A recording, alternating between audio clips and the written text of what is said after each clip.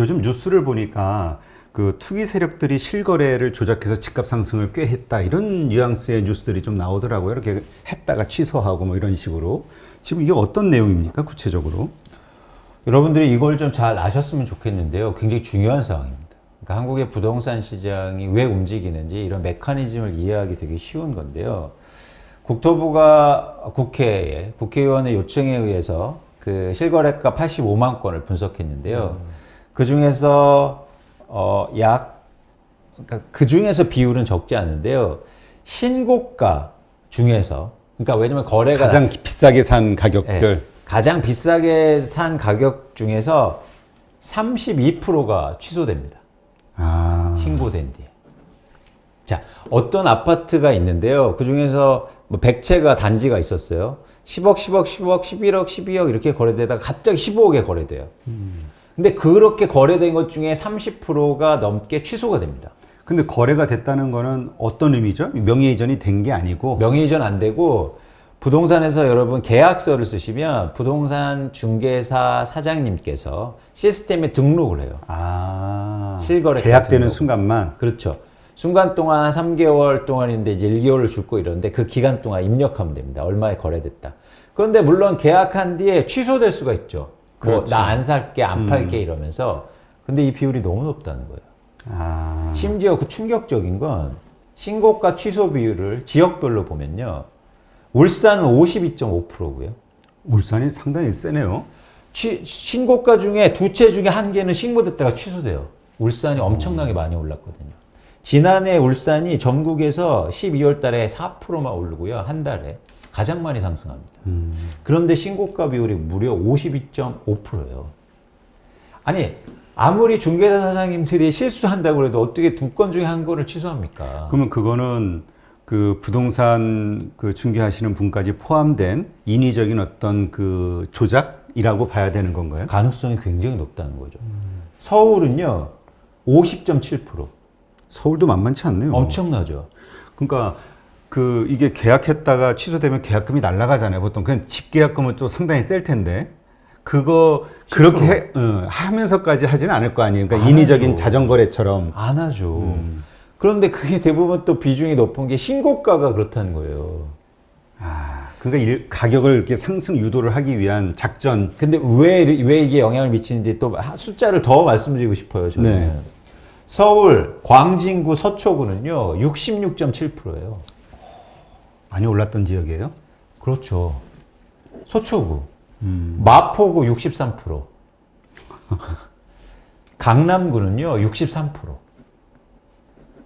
신기하지 않습니까? 왜냐면 여러분들이 사시는 아파트 중에서 거래 잘 안 되다가 갑자기 신고가로 딱 거래돼요. 근데 그 중에서 60%가 갑자기 취소됩니다. 근데 그 심지어 취소되는 기간이요, 3개월, 5개월 후예요. 3개월 동안 계속 남아있어요. 그런데 자, 이게 왜 문제냐면요. 자, 제가 집을 팔려고 했어요.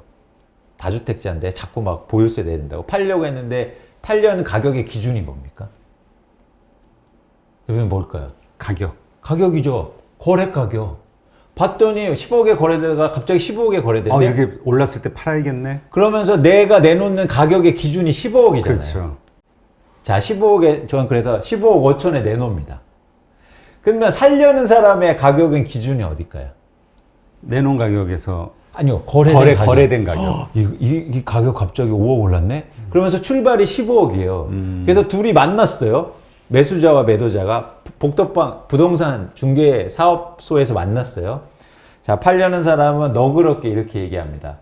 이거 15억에 2달 전에 계약됐는데 제가 5천 깎아 드릴게요. 그러면 살려는 사람이 어떤 마음이 들까요? 싸다. 싸게. 감사합니다. 그러고. 그러면서 실제로 14억 5천에 거래됩니다. 그런데 나중에 봤더니 15억이 없어져 버렸어요. 이게 바로 심리가 우리 전문적 용어로 앵커링 효과라는 거예요. 그 거래된 가격에 닷을 내리고요. 네. 그 기준으로 시작되는 겁니다. 근데 거래가 엄청 막 활발하지 않은 상황에서 특히 부동산은 더 그렇잖아요. 이런 시장의 왜곡 효과가 크게 영향을 미친다는 거예요. 이게 제가 사실 이게 그냥 드리는 말씀이 아니고 제가 계속 주장했다는 거예요. 하긴 우리가 이렇게 보면은 최근 거래 가격을 많이 보니까 그걸 그렇죠. 기준으로 삼으니까. 당연히 그게 출발점이죠. 그래서 저한테 뭐라고 그러냐면 살 사는 사람분들 이거 15억에 거래됐어. 그래서 야, 그거 너무 비싼데? 근데 뭐 거래된 게 맞잖아. 진리잖아. 이렇게 표현되는 거예요. 아무도 이런 그런데 중요한 건 뭐냐면 여러분도 우리가 다 아시다시피 그 지역의 부동산 운영하시는 분이 그 근처에 아파트 없으시겠어요? 다 누군가 거기에 그 참여자잖아요. 그렇지. 그럼 만약 의도가 있이 만약 이걸 했다면 당연히 시장에 큰 영향을 미쳤을 가능성이 굉장히 높다는 겁니다. 그렇죠. 그래서 보통 예전서부터 뭐 분여회 뭐 이런 데서 뭐 담합한다 이런 얘기가 많이 있었잖아요. 아니 근데 중요한 건 분여회에서 1억 싸게 팔지 마세요. 이 가격 밑으로 팔지 마세요 하고는 차원이 다른 거예요. 그렇죠. 그거는 이제 그 소극적인 어떤 가격 지킴이라면 이거는 조작이니까. 이건 완전히 그러니까 부동산 가격을 만드는 거예요. 그런데 실제로 만들 수 있다는 거예요. 이런 방식으로. 예. 그래서 통계적으로 보면 2020년도에 그동안 거래가 안 되던 아파트의 거래량이 갑자기 많이 됩니다. 그러나 그것이 실제 체결됐는지는 다 따져봐야 되는 거죠. 그렇죠. 점점 더 취소 건수가 많아지고 있어요. 이게 여러분 투자하실 때 보시면 바로 그래서 단내림 효과라는 거예요. 굉장히 심각한 문제입니다. 그래서 어쩌면 이런 가격 때문에 왜곡돼서 그렇게 가격이 급등하는 현상이 나타났으면 제가 우려하는 건 그런 거죠. 이렇게 만들어진 가격이 과연 안전하겠느냐. 근데 이제 또 사람들이 뭐 제가 잠깐 분여회 얘기도 했지만 그 주민들이 그 가격을 고수하려고 노력을 하다 보면 또 그게 유지가 되지는 않을까요?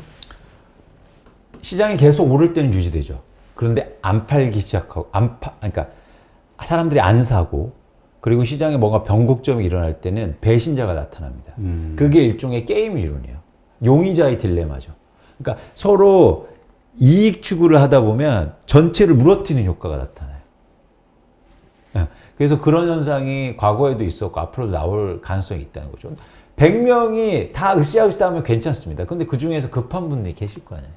당장 보유세를 내야 되고 나 이제는 이거밖에 재산 없는데 아파트 2채밖에 그래서 내놔야 되잖아요. 그렇지. 그러면 그런 구조가 깨지기 시작합니다. 예. 그래서 한국의 부동산 시장에서 이게 엄청나게 큰 영향을 미쳤다고 저는 단언할 수 있고요. 사실 이런 현상들을 제가 계속 이게 단내림, 앵커링 효과 있고 이런 현상들 담합 차원을 떠나서 인위적으로, 악의적으로 신고가를 신고하고 그 다음에 그게 나중에 등기도 안 되고 그냥 취소해버리고 근데 이게 너무 자유로웠다는 거예요. 엄청나게 심각한 문제. 그러면 이게 우리가 보통 주식시장에서도 이렇게 되면은 뭐 호가 넣었다 뺐다 이렇게 하면서 끌어올리는 게 있잖아요. 또 그렇죠. 예. 그런 것도 이렇게 법의 제재를 받는데 이런 거는 어때요? 뭐 이렇게 시장 교란 행위 같은 걸로 뭐 법적 처벌받거나 그러진 않나요? 이제서야 이제 정부가 어떤 규제를 하겠다 하고 그동안 전혀 없었습니다. 아예 조사도 안 해봤던 거죠? 그렇죠. 이게 얼마나 쉬웠어요. 네, 그렇게 하기. 그래서 제가 그 지역에 뭐 아파트를 그쪽에서 갖고 있으면 몇 분이 모여서 충분히 할 수 있는 거 아닙니까? 부동산 사장님들 제가 전부 다 나쁘다는 말씀이 아니고요. 일부 그렇죠. 분들이. 근데 왜냐면 제가 이렇게 단언할 수 있는 게 통계로 나오지 않습니까? 그런데 강남 집값 보면은 그렇게 이제 누군가 시도를 하지만 계속 신고가가 계속 이어지면서 상승을 하잖아요. 그거는 그런 어떤 누군가의 어떤 그런 행위에 의해서 시장의 자연스러운 행위라고 봐야 돼요? 아니면 그것도 계속해서 누군가 작업을 하는 거라고 봐야 돼요? 그러니까 물론 단계별로 구분별로 시장의 자연스러운 흐름도 있었지만 그 트리거를 마련한 게 이런 것들이 있었다고 봅니다. 예를 들어서 그러니까 시장의 변곡점들이 나타나거든요. 그럴 때 뭐냐면 갑자기 딱 찍히는 거예요. 그러면 빨리 사야겠다. 그리고 이제는 높게 팔아야겠다. 이런 것들이 확 나타나는 거죠. 그런데 아까 보셨듯이 최고가 중에 67%가 신고됐다가 취소됐다는 게 얼마나 놀라운 현실입니까? 그러면 여기서 30%, 30%는요, 진짜로 그 가격에 샀다는 거예요. 그러니까 쉽게 얘기하면 사기당했다라고 볼 수도 있는 거잖아요. 거기까지는 이제는 제가 그런가? 이거 위험한 말인가? 네. 그래서 저희가 이 가격에 대해서 과연 신뢰할 수 있냐? 네. 라는 부분에서 저는 심각한 지금 의문점이 들기 시작했다. 여러분들도 의문하셔야 된다. 근데 이게 같이 시장 참여자가 내가 집을 사거나 아니면은 어쨌든 그렇게 된다고 하면 그 순간부터 나는 피해자로 있을 수가 없잖아요. 같이 이제 참여자, 동조자가 될 수밖에 없는 거지. 그렇죠. 예, 같이 그 가격을 인정하고 더 높이려는 어떤 시도. 맞습니다. 그거를 암묵적으로 용인해주고 그래서 과거에도 보면 글로벌하게 자가 보유율이 올라가는 나라는요 부동산 시장을 그냥 놔둬요. 왜냐면 그래야 표를 많이 얻으니까. 그렇죠. 네. 그래서 왜냐면 집을 갖고 계신 분들은 집값 잡는 걸 싫어하시니까. 하지만 또 지금 그렇게 얘기하시는 분들도 있거든요. 지금 집값이 오르는 것도 있지만 돈의 가치가 떨어지는 인플레이션 그런 어떤 효과 때문에 집값이 오르는 건 자연스러운 거 아니냐 또 이렇게 얘기하시는 분도 있거든요. 이거는 여러 가지 이제 고민할 지점이 있는데요. 그 금리 인하 효과 그리고 유동성이 많이 증가한 효과는 충분히 반영됐다. 제 생각은 그렇습니다. 거기다 플러스 첨언에서 꼭 말씀드리고 싶은 게, 자, 인플레이션이 오면 여러분 집을 사셔야 되고 뭐 부동산을 사셔야 되는데 이거 전부 다 틀린 얘기예요. 인플레이션은 굉장히 무서운 겁니다. 그게 저희가 인플레이션 얘기하면서 부동산 얘기하는 건요, 이거는 제가 이렇게 단언하고 얘기해서 저희를 무시하는 거예요. 보통 해지한다라고 하잖아요. 아니죠. 부동산으로. 인플레이션은 물가 상승이라고 해석할 수 있지만 굉장히 무서운 경제적으로 나쁜 현상입니다. 인플레이션이 나타나면 뭐 할 거예요? 그럼 금리 인상해야 될 거 아닙니까? 그럼 금리 인상되면 이 1,700조가 넘는 가계부채가 어떻게 지탱해 나갈 거예요? 엄청 무서운 얘기예요. 그래서 인플레이션이 앞으로 엄청 옵니다라는 얘기는 똑같은 얘기예요. 부동산을 팔아야 된다는 얘기하고 똑같아요. 그런데 마치 인플레이션 오면 부동산 사야 된다는 얘기를 하시잖아요. 너무 쉽게. 인플레이션이 오니까 요즘 주식시장이 안 좋다는 얘기를 하는 거 아닙니까? 왜 그럼 안 좋아요, 주식시장이? 인플레이션이 두렵기 때문입니다. 경제를 아는 투자자들은 인플레이션을 두려워해요. 계속 그런 분들이 인플레이션 안 옵니다. 정상적으로 물가가 안정적으로 상승할 겁니다. 라는 말씀을 하는 거예요. 인플레이션을 얘기를 하는 순간 모든 자산은 여러분 위험에 빠지는 거예요. 그러면 그 임대사업 등록자, 임대사업자의 그 등록 이런 것들 때문에 집값이 상승한 거 아니냐라는 의견에는 어떻게 동의하시나요? 제가 오늘 8.15 나와서 말씀드리고 싶은 건 제 주장보다 아까 이제는 그 취소율 말씀드렸는데 이런 숫자를 통해서 여러분들이 부동산의 진실을 좀 아셨으면 좋겠다는 생각이고요. 그 지점에 또 하나가 임대사업자가 굉장히 중요한 또 사항입니다. 그래서 이런 것들에 대해서 여러분은 좀 이해하셨으면 좋겠어요. 그래야 부동산을 좀 객관적으로 보실 수 있잖아요. 네. 그래서 좀 이건 천천히 한번 말씀드려 볼게요. 자, 여러분 강남을 아파트를 중에서 서울의 아파트가요, 실거주자 비율이 되게 낮습니다. 그 얘기는 뭐냐면, 투자자들이 집을 많이 갖고 있다는 얘기예요. 네. 대표적으로, 제가 이 자료는요, 한국도시연구소에서, 제가 이거 꼭 해보고 싶었는데, 이걸 대신 해주셨어요. 아, 그래요? 네, 너무 감사드리는데, 이걸 통해서 저 객관적 지표들을 한번 보자고요. 이 한국도시연구소가 거기 일단 신뢰할 만한 곳인가요? 그럼요. 왜 신뢰를 해야 되냐면 기관을 신뢰하는 게 아니고 이 자료의 출처가 모든 등기부등본을 전수조사했습니다. 그걸 신뢰합니다. 그래서 그런 차원에서 이 연구소가 색깔이 어떻고 이런 걸 배제하고 순수하게 등기부등본을 통해서 이제는 기초 정보를 제공했으니까요. 그래서 그 얘기만 드릴게요. 그러니까 어떤 주장이라든지 해석 여부를 떠나서 데이터만. 그렇죠. 그래서 여기서 실거주 비율, 예를 들어서 등기부등본을 전수조사해서 음마아파트, 마포레미안, 대치동의 음마아파트, 마포레미안, 상계 주공 5단지, 굉장히 서울에서 투자로 유명한 지역이고요. 단지 수가 커서 저희가 시장 파악을 또 용이하게 할 수 있는 지역이기도 합니다. 이런 지역의 등기부등본을 전수조사해 봤더니 실거주 비율이 대치동의 음마아파트는 31.5%, 마포레미안은 41.8%, 상계주공 5단지는 무려 12.5%예요. 여러분, 대치동의 주요 아파트가 70%는 다 새 들어 살고 있어요. 그게 중요하죠. 그래서 집값을 결정하는 건 투자하는 사람들이 어떻게 행동하냐가 중요한 거라는 걸 여기서 이제 볼 수 있는 겁니다.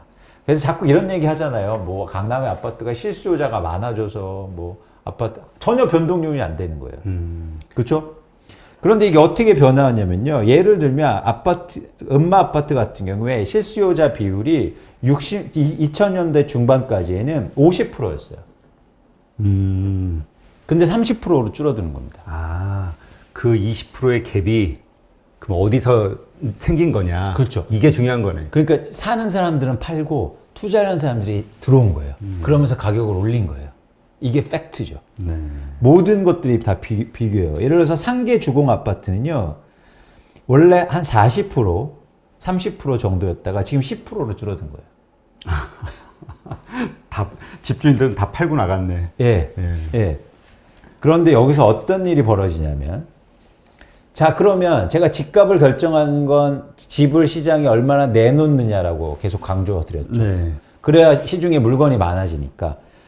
그런데 소유권 이전 원인을 살펴봤더니 과거에는 뭐냐면 매매가요. 소유권 이전의 80%가 매매였어요. 그러니까 실제로 물건을 파는 사람들이 소유권 이전이 80% 정도였는데 지금은 이게 60%로 줄어듭니다. 아, 많이 줄었네. 근데 갑자기 이게 비율이 줄어드는 게 언제부터냐면 건수가 줄어드는 게 2018년도부터예요. 집을 갖고 계신 분들이 시장에 집을 안 내놔요. 갑자기 2018년도부터.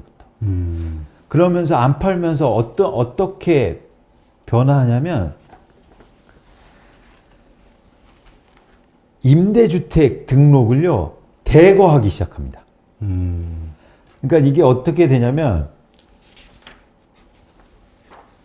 소유주의 변화를 잘 보면요. 임대주택 비율이 갑자기 2018년부터 임대주택 등록하는, 그러니까 다주택자 중에서 투자 목적으로 집을 갖고 계시는 분들 중에서 안 팔고 임대주택 등록을 계속해요. 네. 그럼 시장에 물건이 안 나와죠. 그렇죠. 예. 왜냐하면 임대 기간을 채워야 되니까. 그래야 세제 혜택이 주어지거든요. 그래서 물건이 안 나온 거예요. 그렇죠. 임대사업자가 그게 보유 기간이 얼마죠? 몇 년이죠? 세제 4년하고 8년입니다. 4년, 8년. 예. 근데 임대사업자 등록 비율을 보면 음마 아파트가 현재 32%가 임대 아파트로 등록돼 있고요. 상계주공은 거의 37%. 아, 이거는 죄송합니다. 제가 정확히 말씀드릴게요. 죄송합니다. 네. 전체 세대 비율로 말씀드릴게요. 상계주공 5단지는 22%가 임대사업자로 등록돼 있어요. 그 다음 음마 아파트는 7%, 마포 레미안 5.5%입니다. 그런데 이런 아파트의 매매 회전율, 그러니까 집을 내놓는 비율이 기껏해야 5% 미만이에요. 근데 엄청나게 많은 사람들이 2018년부터 임대사업자 등록하면서 난 안 팔겠다라고 한 거예요. 그러면 파는 사람 없고 금리는 떨어져서 살 사람 많아지니까 집값이 그래서 오른 겁니다. 임대사업자 등록이 언제서부터 실행이 된 거죠? 과거부터 있었는데 2018년부터 혜택을 늘려줘요. 아, 혜택이. 네. 근데 공교롭게도 2018년부터 종부세를 강화하기 시작하죠. 근데 종부세 강화하면서 집 있는 사람들 집 팔려고 한 건데 글로 다 피해 간 거예요. 사업자 등록을 하면 다 벗어날 수 있으니까. 네. 무용 지분이 된 거죠. 정책이. 그러니까 어떻게 집값이 안정이 됩니까? 그러면 그 이전에도 어쨌든 그 우리가 보통 집주인은 또 딴 데 있으면서 사업자 등록을 안 해도 보통 한두 채씩 이렇게 가지고 있으면서 세 놓고 이런 경우들이 많이 있었잖아요. 그렇죠. 그거하고 좀 비교해 보면 그게 확연히 다른 건가요? 임대사업자 이후로? 그렇죠. 왜냐면 그 전에는 두 채 갖고 있으면 세금 올리면 다 내셔야 돼요. 근데 2018년 이후로 세금이 줄어들고 오히려 안 내요. 공시지가 올라도 전혀 예외예요. 과거에는 공시지가 오르면 세금을 거기에 따라서 많이 올라야 되잖아요. 그래서 집을 갖고 있는 사람들이 그럼 부담되지 않습니까? 그렇죠. 그래서 정책의 효과를 내는 거죠. 그런데 그걸로 다 피해난 간 거예요. 그러면 임대사업자 등록제는 왜 그렇게 혜택을 많이 준 거예요? 2018년도에? 임대사업자 등록 제도를 통해서 전월세 시장을 안정시키려고. 그런데 안타까운 게 뭔지 아십니까? 뭐죠? 대표님 뭡니까? 지금 전월세 제가 임차인으로 사고 세입자로 사는데 전월세 영원히 싸게 주는 게 좋은 거예요? 집값 안정시키는 게 좋은 거예요? 집값을 안정해야죠. 그렇죠. 핵심이 그거죠. 그런데 전월세를 안정시키려고 그 제도를 도입했다니까요. 근데 반면에 집값은 급등했고 충격적인 거죠. 그래서 이게 임대사업 중독제가 엄청나게 큰 영향을 미쳤다는 겁니다. 그러니까 정책 하나가 이렇게 파급 효과가 엄청날 수 있겠네요. 엄청 크죠. 이거를 저희가 실증 자료에서 보여주잖아요. 아니 아파트의 70%가요 투자 목적으로 사놨는데 투자한 사람들에 대해서 피난처를 마련해 준 게 이게 어떻게 된 겁니까? 그럼 이제 이런 허점이 발견됐으면 이거에 대해서 지금 정부에서는 보완 조치를 하고 있나요? 임대사업자 등록제도가 없어졌어요. 그런데 그동안 혜택 받고 계신 분들은 계속 받고 있는 거죠. 그러니까 신규는 어렵지만 이미 과거에 약속한 거에 따라서 시작한 사람들은 계속 혜택을 받는다. 네. 그런데 중요한 변화 요인이 있습니다. 이 분들이 4년, 8년 계약해 놨잖아요. 네. 근데 4년 후에 혜택이 없어지잖아요. 제도가 없어지니까. 그럼 어떤 선택을 하게 될까요? 4년 후에는 이제 매물로 전부 나와야 되는 상황이 됩니다. 가능성이 있다는 거죠. 그러면 시장의 변동성을 오히려 키우는 거예요. 그게 무려 전국적으로 올해 20만 채, 30만 채 계속 증가해요. 근데 또 이 부동산 그 불패를 믿는 분들, 버티는 분들의 논리는 정권이 바뀌면 또 어떻게 될지 모른다잖아요. 그거는 제가 예측할 수 없습니다. 그건 근데 그런 분들 계시면 그건 사기꾼이죠. 정권이 바뀔 때 어떻게 압니까 그거는? 아니 그게 아니라 아니고. 이게 그러니까 정부의 정책은 지금 이러니까 이렇지만 또 그때 가서 어떤 상황들 뭐 경기가 침체된다든가 뭐 여러 가지 요소들 때문에 어떤 그 활성화 정책을 또 내놓을 수도 있지 않겠느냐, 아니면 유예 조치 혹은 연장 조치 뭐 이런 것들이 생기지 않겠느냐, 이런 기대감을 가질 수도 있잖아요. 가능성이 있죠. 왜냐하면 그렇게 자기의 스스로의 포지션대로 이제 해석을 하는 거니까. 근데 그게 저도 이제 투자를 하고 투자를 분석한 애널리스트로서 그게 가장 위험한 예측하는 거. 그렇습니다. 그리고 마치 불확실성에 기대는 거잖아요. 그건 진짜 나쁜 거죠. 예, 예. 그거는 투자할 때 사실 되게 유의해야 되는 겁니다. 근데 이건 뭐 어쨌든 한국 사회의 아주 심각한 문제이기 때문에 이걸 해결하려고 어느 뭐 정부가 됐든 어느 정치가가 됐든 다 노력할 수밖에 없는 상황이죠. 그렇죠. 그리고 그게 저는 정권에 따라서 시장은 이렇게 가격이 올랐는데 거기다 또 부양책을 써? 그거는 제대로 된 정부가 아니지 않을까요? 네? 그러면 네. 이제 제가 이제 주택을 보유하고 있는 뭐 한 주택을 보유하고 있는 분, 그다음에 다주택을 보유하고 있는 분이라면 이제 앞으로 어떻게 이런 전략을 사용해야 될까, 이런 질문이 생기거든요. 다주택자분들은 제가 걱정할 필요는 없는데요, 사실은. 뭐 그동안 가격이 많이 올랐고 그다음에 자본이득이 많이 생기셨으니까. 그런데 좀 합리적으로 생각하실 필요는 있다. 왜냐하면 향후로 보유세나 양도세가 중과되는데 그걸 과연 제가 말씀드렸잖아요. 가격 상승률이 떨어지고 있다고. 그러니까 기대 수익률이 떨어지고 있는 거예요. 이런 차원에서 과연 집을 계속 마냥 갖고 있는 게 어떤 효용을 줄 건지에 대한 고민을 해보셨으면 좋겠고요. 뭐 근데 워낙 잘 하시는 분들이니까 제가 그렇죠. 하는 분들은 네. 재테크에 대해서는 아주 빠삭하신 그렇죠. 분들일 테니까. 그래서 이미 다주택자들은 시장에 매물을 내놓기 시작했어요. 근데 그걸 지금 무주택자들이 받아주고 있다는 거예요. 그게 전세가가 올라서건 어쨌건. 그래서 그 부분에서 제가 좀 강조하고 싶다는 거죠. 여러분, 무주택자들이 그동안 너무 힘드셨고, 그리고 전세가가 오르고 심리적으로 위축되는 거 이해하겠는데, 그런 차원에서는 조금 지금 상황에 시장을 잘 보실 필요가 있고, 제가 이제 숫자로 말씀드리니까 제 의견을 말씀드린 건 아닙니다. 숫자로 보면 여러분들 다 고개를 끄덕이실 것 같아요. 이건 뭐 제가 숫자를 만든 건 아니니까. 이런 시장의 변화들을 조금 더 유익 있게 보셨으면 좋겠다는 생각이죠. 하여튼 무주택자 입장에서는 그냥 지금 집 살 상황은 아니다. 그렇죠. 이렇게 이야기할 수 있겠네요. 그렇죠. 그리고 지금 집 사기가 굉장히 힘들다. 왜냐하면 집값이 올랐고, 그리고 반대로 지금 집을 사시려고 그러면 이제는 막 달려드실 거예요. 여기저기. 그러니까 더 올라가겠죠. 여기저기서 막, 그다음에 이거 봐, 실거래가 이렇게 고려됐어. 지금 안 사면 아기 엄마 힘들어요. 애 아빠 여기서 안 사면 영원히 집 못 사는 거야. 오늘이 제일 싸요. 이러면서 이제는 분위기에 그 안에서 안으로 들어가시는 거예요. 그러면은 토끼가 이런 표현 좀 그런가? 이리때 안에 들어가면 어떻게 좀 되겠습니까? 그런데. 네. 근데 저는 그런 생각도 좀 하실 필요가 있다. 그렇죠. 그러니까 무주택자 입장은 좀 여러 가지 초조한 약자죠, 마음과 입주자로서의 그 조급함과 뭐 여러 가지 있겠죠. 그렇죠. 네, 그게 그게 그것 제일 때문에. 안타까운 게 그래서 저는 이제는 전세가가 오르는 건데 그게 더 무주택자분들의 심리를 더 아프게 한 거죠. 네.